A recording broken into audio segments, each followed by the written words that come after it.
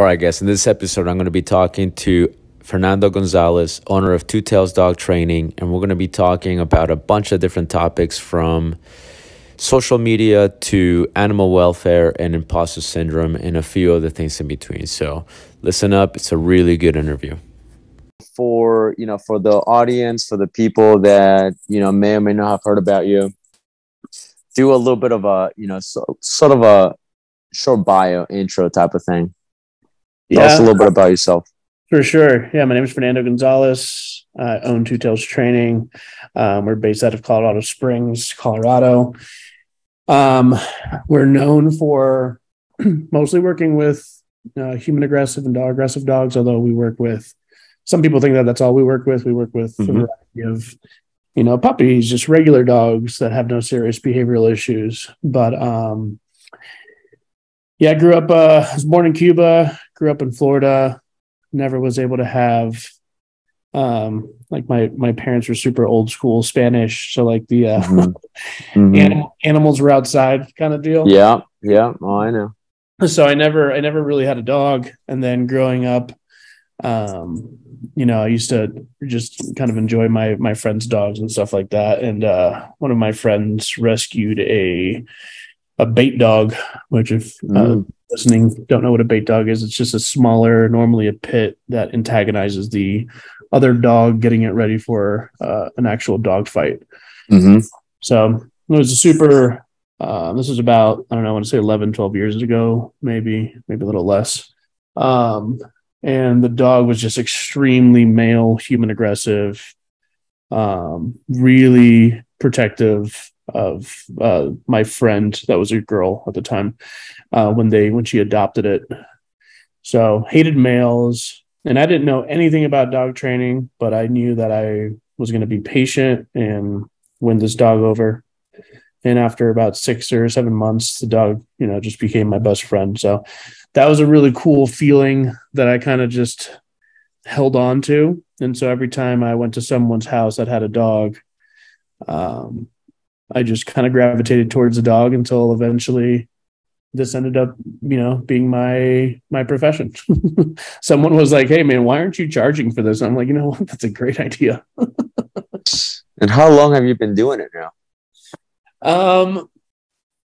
It's hard. You said this was about 12 years ago, the first dog that you had this, experience with. Sure. So it's hard to say because professionally, like starting, the LLC and stuff, I want to say about 4 or 5 years. And then prior to that, I worked with about 100 dogs before I started my company because I didn't want to. Sure. I didn't feel like charging people while I was still learning, even though I'm still learning today. But yeah. But I know what you mean. Yeah, it's very honorable of you. Yeah, well, it's a very humbling career. But yeah, I want to say that I've been working with dogs, trying to figure out and learning behaviorally. I want to say maybe 9-10 years, and then Two Tails has been around for 4 or 5. Fernando, what do you think it was that got you really interested in this? Because, a lot of people grow up the same way you and I did, because it's very similar to the way, I kind of ended up with it. I also saw dogs as a child, and I grew up in South America, and I had my childhood in South America, and the dogs are the same way there that you described. They're not part of the family. They're just animals that stay outside. Right. So a lot of people have that experience, but not a lot of people end up becoming dog trainers. So what is it? Obviously, you had sort of an attraction to this even before that first dog. Yeah. So what do you think it was? And yeah, feel free to say whatever you want. You're not going to offend anybody. Sure. I'm not saying that your answer is going to offend anybody, but what I'm getting at is, dude, this is just wide open. Okay. Like whatever it is, if you think it's like a past life thing, if you think it was like a particular thing in your childhood, what was it? I'm just curious. No, honestly, I think that it's a great question. And I think it's the reason that I've stayed so long in this career, whereas in other fields of my life, I've kind of jumped around and got boring. Mm-hmm. I tend to, or at least I may have just been really lucky with the things that I've done in my previous to dog training. I was really good at them. I succeeded too quickly and too easily. And so I kind of just was obnoxious and narcissistic about whatever job I was doing. That Mm-hmm. doesn't happen with dog training. Mm-hmm. Mm-hmm. I feel like it's that humbling, what you might be, I'll work with 100 dogs and I'll feel great about working with those 100 dogs, and I'll feel really proud and I'll feel very accomplished of what I do in my craft. And then there'll be that 101 dog that's just like fucking ruins me, like spiritually, Mm-hmm. emotionally, and it makes me reconsider everything. I think the desire for like perfection or whatever kind of like narcissistic relationship people have with their work careers and wanting to accomplish and be the best, I think that it's an ever growing and never achieving field when we're working with animals, because there's just too many variables. There's too many personalities, there's too many temperaments. Then you have the variable of the client itself. And so it's a struggle. Every week is a struggle. So I feel like I'm gravitated towards that because it keeps me in check with reality, if that makes sense. That's a great answer, actually, because it is the one field where you could understand all the technicalities and all the definitions of your craft, but the variable is always the fact that you have a live animal and an individual who is the person, the owner, and an individual who is that is the animal. So like, computers, from what I hear, because I don't work with computers, that's never been my field, but I've talked to people that work in the in the IT industry, and the one thing that they tell me is, with IT and computers, every year or so they have to keep up because the technology changes. So it's one of those few professions as well that you could be a master at your craft, but because technology changes so rapidly, they have to relearn. And I feel like dog training is also one of those where, yes, technology does change, but when it comes to dogs, you have an individual every single time, regardless of, like you said, you work with a lot of aggression cases and you're kind of known for that. But every aggression case has its own flavor to it. Every aggression case, every dog, every puppy has its own personality that they bring to the equation. And I think that is something that I resonate with. Your answer definitely is an answer that I resonate with as well. Some of the people that I respect the most, some of my mentors, I've heard Bart and Michael Balone, people that I really respect and look up to. I remember them saying, there are dogs that, you'll do training sessions, but later something about what that dog did will keep you up at night. Yeah. Yeah. And you think to yourself, what was it that made this training session that I did earlier such and such? And how is it that I can make it different? I completely agree with you. And I think was one trait that a lot of good dog trainers have, is that constant search for improvement. Like you're chasing this thing where you're like, I think I'm getting good. And then like you said, you have the 101 and the 100 or 105th dog that makes you go, no, you don't quite have it. Yeah. So no, Yeah, that's pretty awesome. I think going off of that too, I think a major thing with I think dog trainers that I respect and looked up to as well. There is like also an evolution in your training styles. Like I remember when I first started out, I was a positive only trainer. And then I was, And that's why I'm so adamant sometimes on social media about use of tools. And it's not that I use them on every dog, but I'm kind of this big proponent of being able to teach people a wider array of like having this, a bigger toolbox. But I also remember starting off as a positive only trainer, only doing positive only, and then falling short with some serious, with some more serious behavioral cases that I had. And then when I started using tools, I remember that at one point, I realized that I was relying heavily on them, and kind of circumnavigating all the knowledge that I had and kind of just, slapping tools on every dog, and eventually going back to picking what I thought was the best for each dog and each client. So it fluctuates in the way that, we're influenced by other trainers, social media in itself, and then our personal experience of like, I didn't have to do this with this dog, and maybe we'll try that on the next dog. So it is this kind of very fluid, ever evolving thing that I gravitate towards, because it's never boring. I never reach a peak, right? And then when I do, there's just another mountain to climb up. So I think that's what's made this journey so fulfilling and interesting, as well as frustrating and like just riddled with imposter syndrome. Dude, you're not joking about that. It is definitely a roller coaster, to do it at any extent. I see it I do work with a lot of sport dogs. I have clients as well. I do, regular pet training. I work with puppies. I work with personal protection dogs. And I can definitely agree with you on that. And I feel like a lot of people feel that way. A lot of people feel like, you're getting better, you're doing really well, you're learning. And then something happens that makes you go, yeah, do I really know what I'm doing? Do I have the confidence to do this?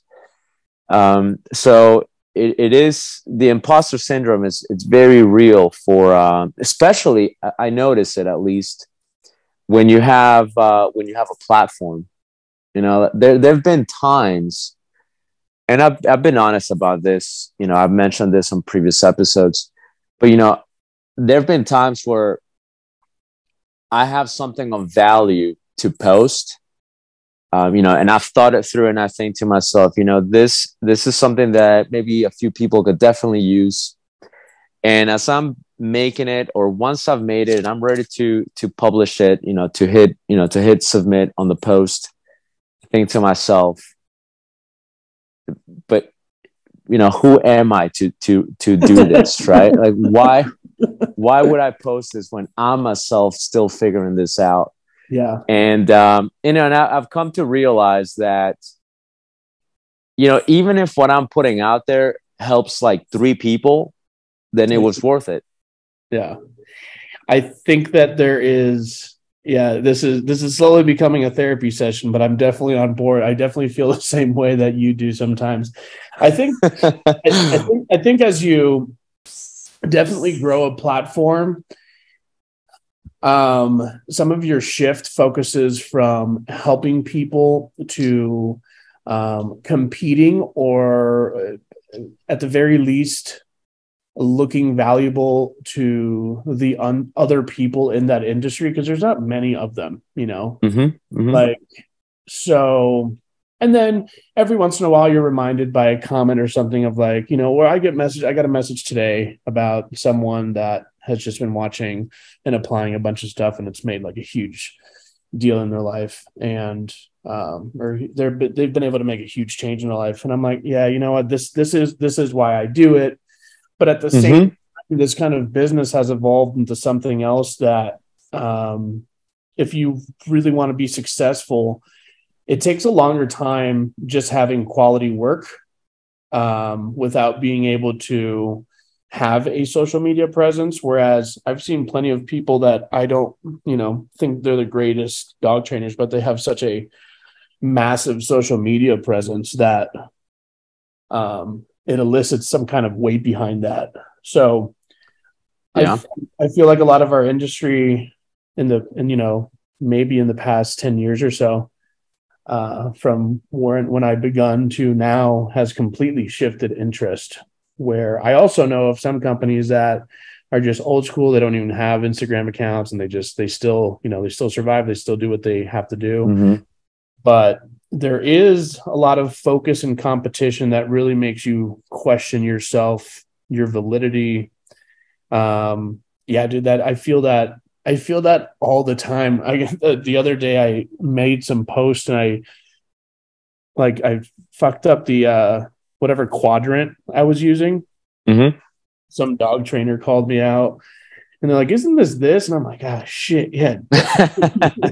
Like the most basic thing, right? It's like one of the first things you learn is like operant conditioning and the quadrants and stuff like that. Yeah.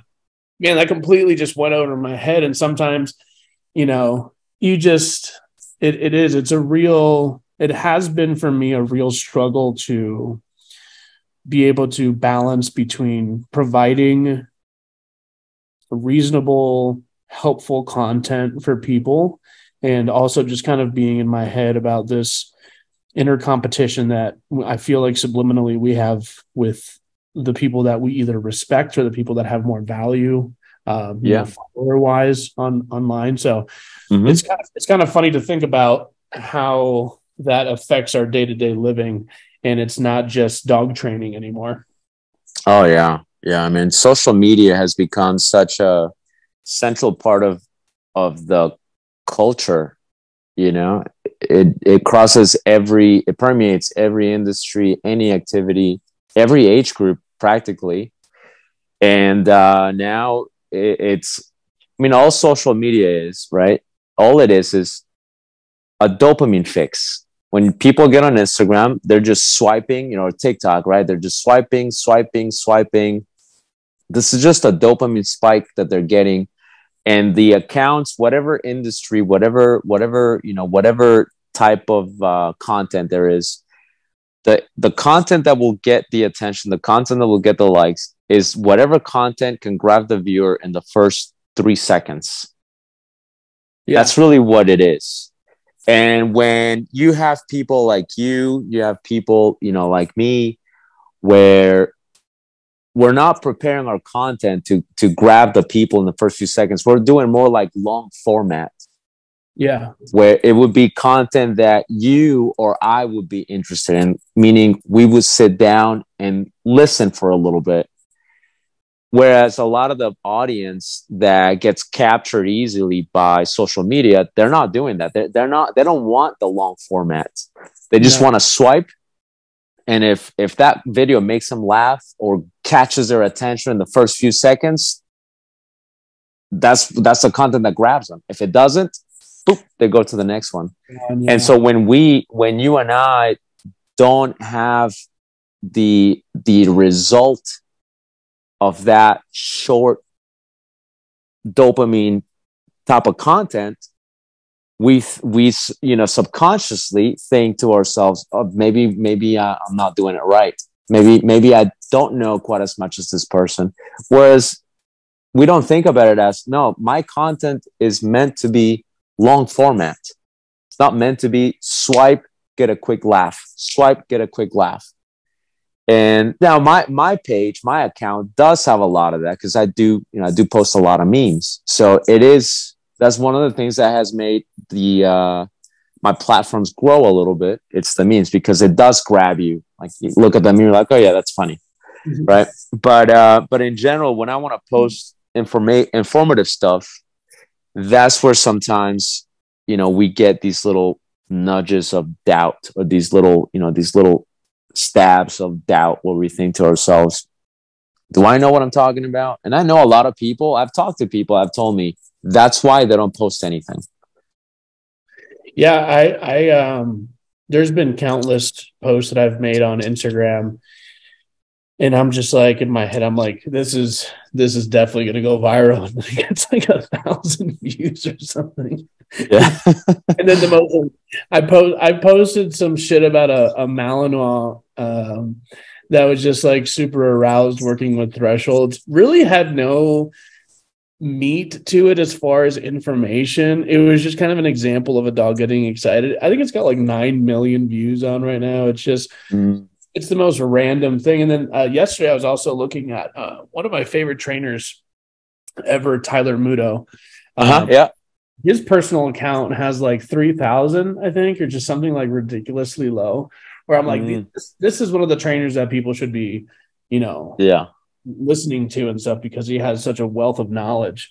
So yeah, sometimes I do feel guilty too, where it's just, what am I clickbaiting? Obviously, you want your business to grow because now social media does become into a source of revenue. Oh Um, yeah. but meanwhile, keeping some kind of integrity Yeah. in the industry where you don't feel like a complete fucking sellout. Right. Right. Well, that's good, man. I like the way the conversation is going. I think this is really important stuff to bounce ideas back and forth and have other people that probably feel the same way we do. But Yeah. a lot of people don't talk about it.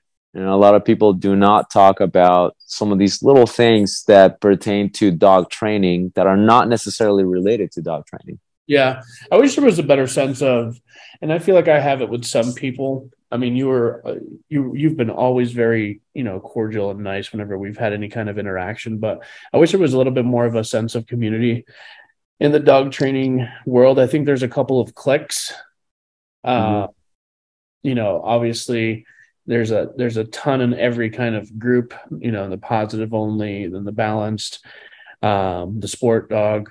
Uh, Mm-hmm. I feel like there should be a decent amount of crossover and community with everyone to kind of just be able to learn and help more people globally, because sometimes it just feels very competitive and very like pushy. And I'm like, hey Very man, divided. it is. And it's just like, listen, dogs are not going to stop fucking each other. Like everyone's okay. Like Yeah. we have enough dogs to go around and train. Like you don't I remember feeling that way when I first started off and being kind of very competitive with training companies in my area, because I'm like, no, I mean, like I need dogs to train. But if you're good, eventually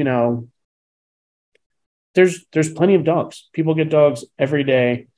I think there just needs to be more a sense of community and more wealth of knowledge, but it's really hard to do sometimes, especially with the Yeah. nuances of Yeah. tools that we use, because a lot of times people are like, how do you use this? How do you use the e-collar? And I'm like, well, I don't want to just blanketly put information out there that could potentially be towards the wrong dog, be misinterpreted, be misused. Yeah.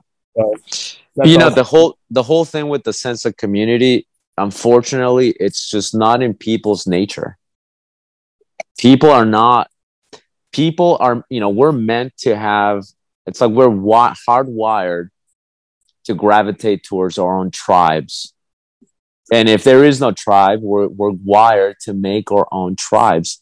It's sort of the human, it's a very, very characteristic trait of the human is we like our tribes. This is why there's religion. This is why there are countries. This is why there are communities. This is why there are everything. I mean, even with politics, we just want to find our own group of people.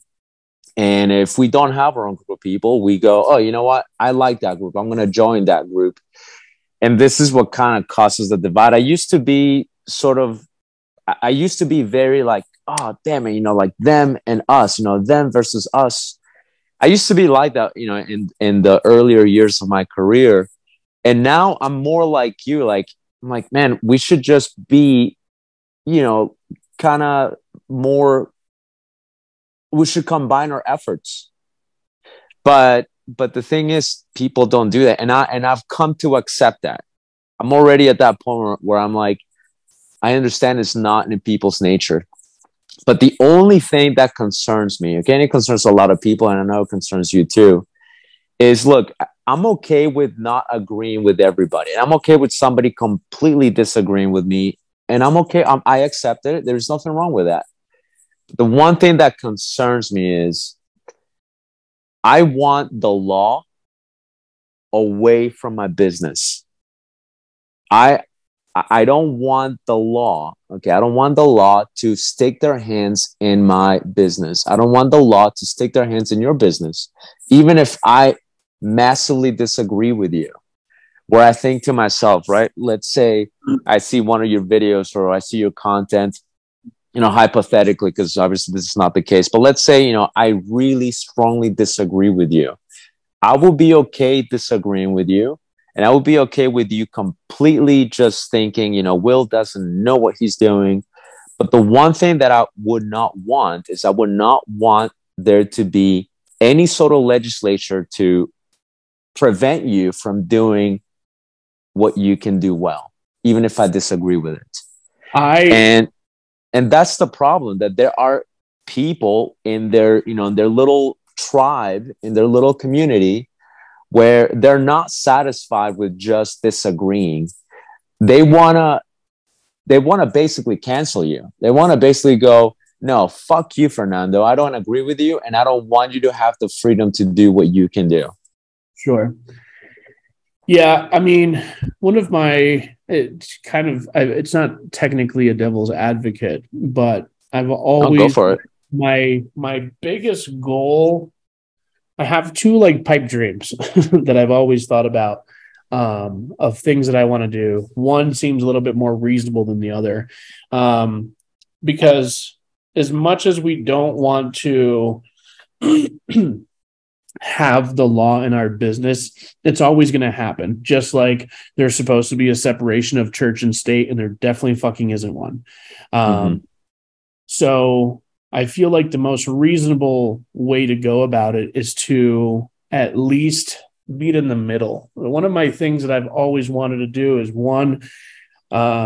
I've always like long-term wanted to get into some kind of lobbying or political agenda where I could rewire or reconstruct the breed restriction on properties, Mm-hmm. and start Mm-hmm. a company, like a third party company that does behavioral like temperament test on dogs, and that's how you can get your dog into a rental company or a rental property. Mm-hmm. Uh, and then with tools, I use prongs, e-collars. I use it. I use it all. They have completely given people their life back. They've completely saved dogs from I euthanasia. agree. But I also see a ton of misuse. So I want to move towards the angle of these tools are readily available for the people that can instruct others how to use them properly. Because I think a lot of the polarizing, let's ban e-collars, let's start interrupting these businesses, is because of the like insurmountable abuse that is happening on with Mm-hmm. people that don't know what the fuck they're doing. Mm-hmm. Does that make sense? That makes perfect sense. I know where you're coming from. So you're basically thinking there should be sort of a body of professionals that can maybe verify the ability, or or sort of who, or in what scenarios, Right. It's not. either tools or breeds can go to, type of thing, right? Yeah, it's like, do we want to ban semi trucks, or do you want to get a license that, allows you to drive one? But if you gave everyone the ability, if everyone could just willy nilly get a semi truck and drive one, there'd be a lot of deaths and there'd be a lot of accidents, because it's a bigger responsibility than just a car. And even with a car, you still need a license. Yeah. So if Yeah. we're this gung ho about, animal safety, then why don't we moderate it in a way that businesses can agree on, instead of upright banning it? Because there's always going to be the argument, but I Yeah. mean, organizations like CCBDT, like that recent letter they sent out about how they're revising their stance on tools, like that's huge. Because of the acceptance that these tools can be used properly, but the examples that people use are from people that use it improperly. So it's like, Right. do you want to fight the battle, or do you want to moderate it and have everyone a little happier? But I mean, a lot of those things are just decided from, like you were saying, groups of people that have a hard on to proving the point, instead of just they're your dog, man. It's like cropping. When people bitch about cropping, they're the dog's tail or ears. Yeah. It's like, what? Why is this a conversation when they still do it to humans? Like, yeah.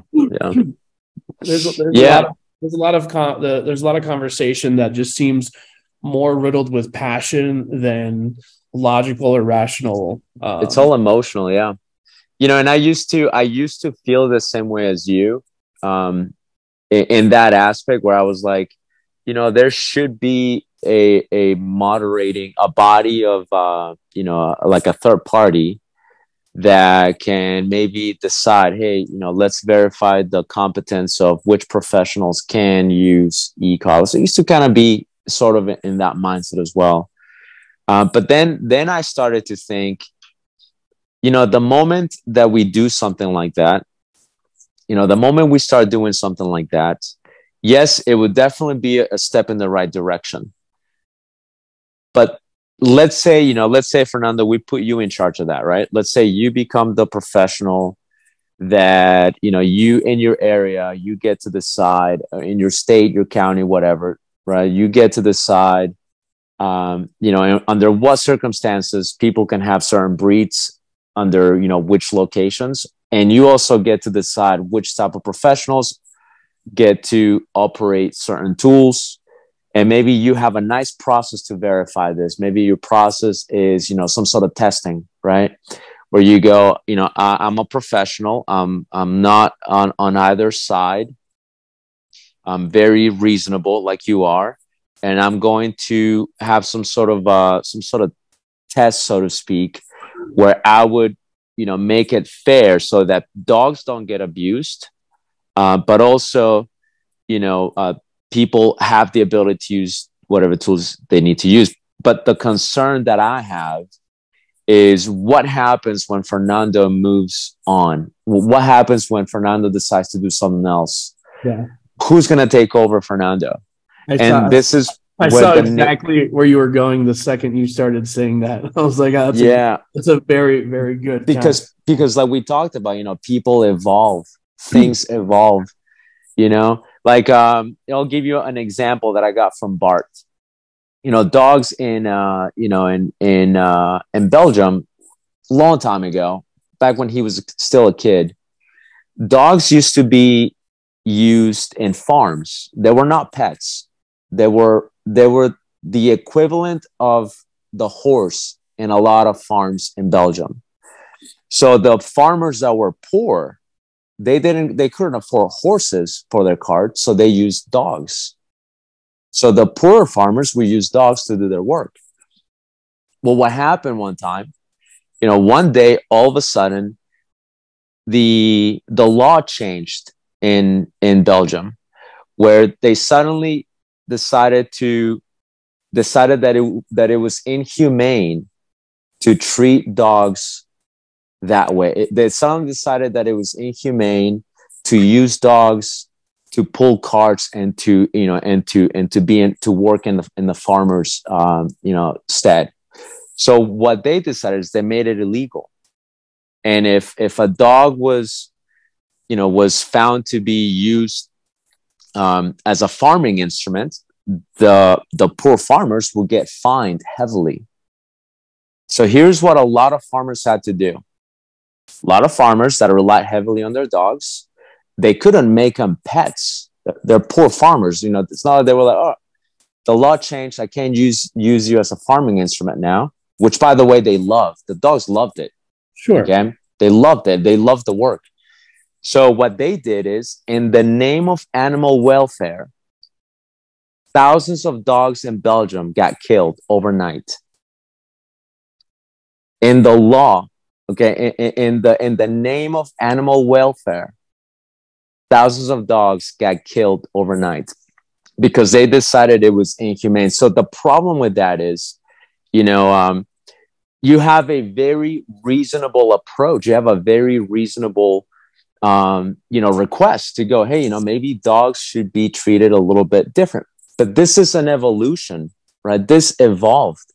Dogs went from dogs are there to provide a service, a physical service for the human, to now look how far dogs have evolved. Now dogs are our babies. The cultural shift in regards to dogs has drastically changed in the past 50 years. It's only been about 50 years since that shifted that way. What do you think right? what do you think that the main power behind that shift has been?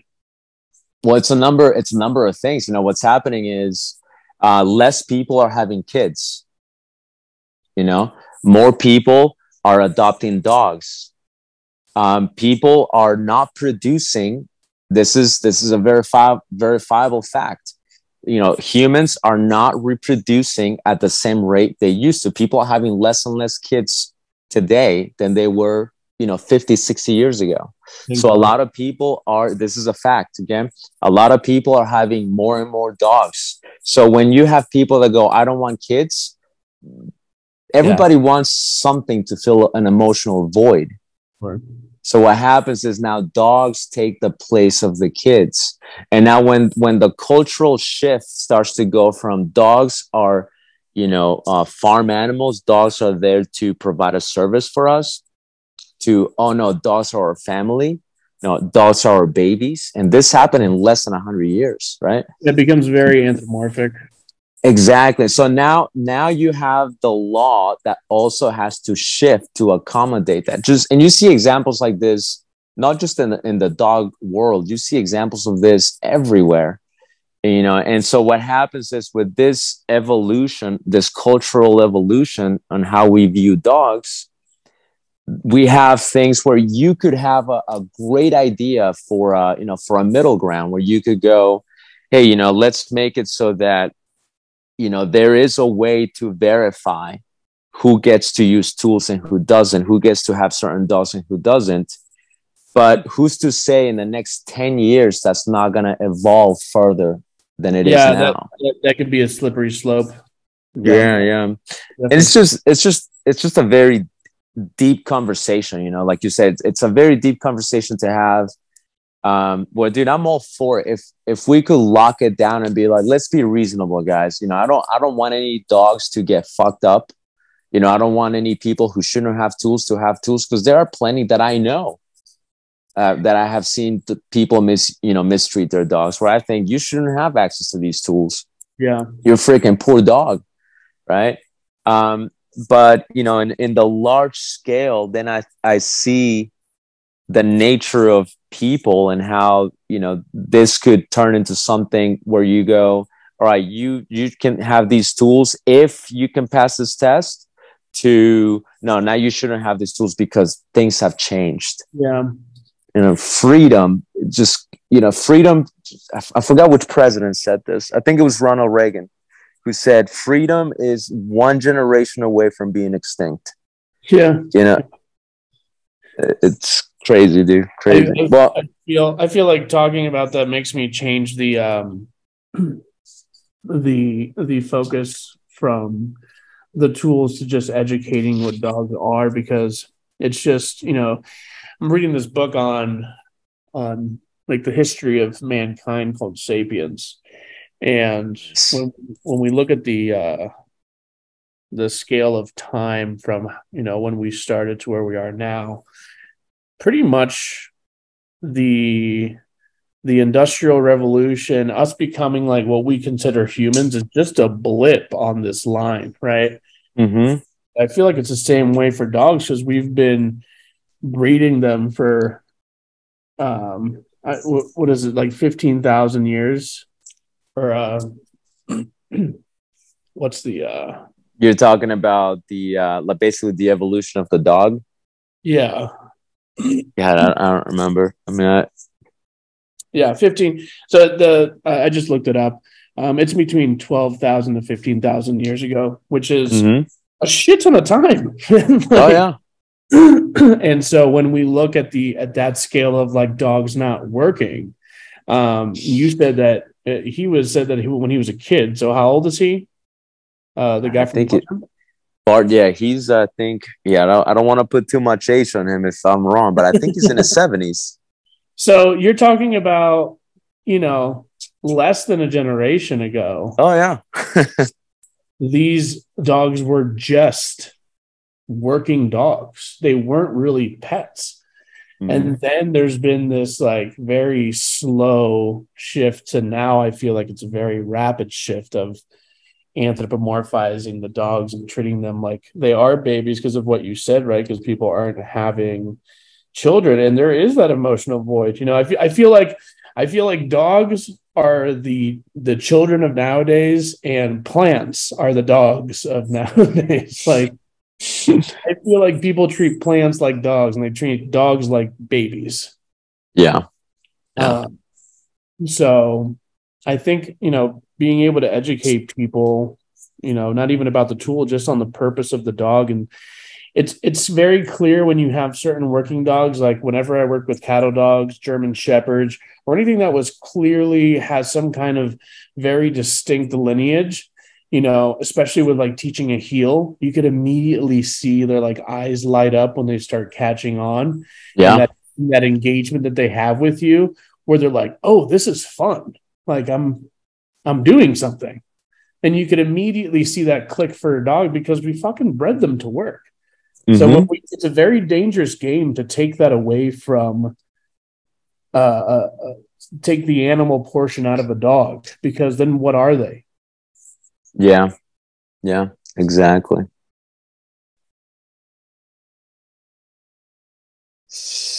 Well, dude, it's a very nice conversation. I'm glad that we had a chance to chat. Absolutely, man. Dude, this was awesome. I think we should definitely get back together for another episode at some point in the future. Totally down. This was. Where are you located at? I'm in Texas. Texas. What part? I'm in a tiny little town that is about 2 hours north of Austin. Perfect. I think I'm going to plan to do a little workshop in Austin next year. So Oh, if I nice. do that, I will make sure to absolutely hit you up so that we could hang out and do this in person. Dude, absolutely. Just let me know where your workshop's going to be, and I'll definitely make efforts to be there. Absolutely, man. All right. Well, it was a pleasure. Thank you for your time, and I'll talk to you a later time. Sounds good, man. Take care. Have a great rest of your day. Bye. All right, you too. Bye.